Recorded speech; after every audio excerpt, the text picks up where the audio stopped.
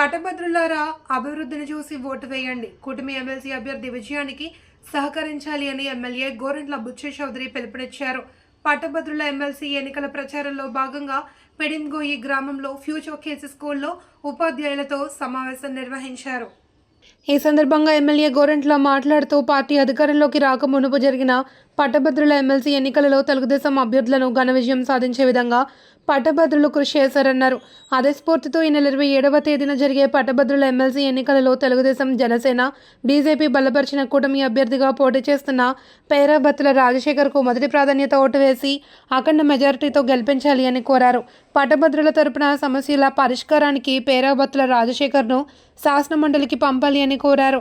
రాష్ట్ర అభివృద్ధికి ముఖ్యమంత్రి చంద్రబాబు నాయుడు, డిప్యూటీ సీఎం పవన్ కళ్యాణ్ చేస్తున్న ప్రయత్నాలను ప్రజలందరూ చూస్తున్నారని తెలిపారు. వారికి మద్దతుగా నిలవడం ద్వారా రాష్ట్రాన్ని మరింత అభివృద్ధి పదంలో ముందుకు నడిపించేందుకు తమ వంతు సహాయ సహకారాలు అందించాలి అని కోరారు. ఈ కార్యక్రమంలో జిల్లా ఉపాధ్యక్షులు Marni Vasudev, future kids chairman Eleti Ravibabu, Matta Srinivas, Muppidi Rambabu, Korada Venkatesh, Marukurthi Venkateswararao, చిచ్చారి Subbarao, Battula Shiva తదితరులు పాల్గొన్నారు. కానీ కౌన్సిల్లో వాడు మెజారిటీ ఉన్నారు. బిల్లులు ఏది మంచిది తీసుకోపోయినా ఆపుతా ఉంటారు. దాన్ని మనం అడ్డుకోవాల్సిన అవసరం ఉంది. అందుకని ఇక 2 కౌన్సిల్ ఎమ్మెల్సీ సీట్లు కూడా గ్రాడ్యుయేట్స్ మనం పోటీ పెడుతున్నాం. గుంటూరు కృష్ణా జిల్లాలకు సంబంధించి, ఉభయ గోదావరికి సంబంధించి 2 సీట్లు మనం పోటీ పెడుతున్నాం. మనం గతంలో కూడా గెలిపించుకున్నాం.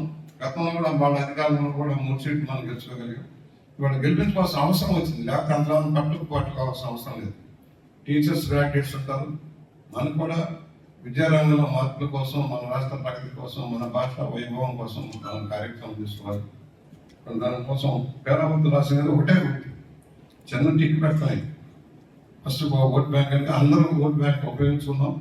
ఎందుకంటే పరిపాలన మంచి రావడం కోసం ఇవాళ చంద్రబాబు గారు రోజుకి 18 గంటలు కష్టపడుతున్నారు. మర్చిపోకండి. మేము ఆయన కష్టాలు చేసి మేమన్నా రెస్ట్ తీసుకుని ఆయన రెస్ట్ తీసుకోండి.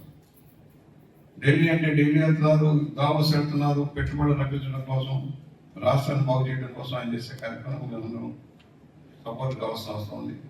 ఇవాళ పవన్ కళ్యాణ్ గారు ఆయన రీతిలో ఆయన వర్కౌట్ చేస్తున్నారు. గ్రామీణ ప్రాంత అభివృద్ధి కోసం రోడ్లన్నీ చూస్తాం. మొదలెట్టాం.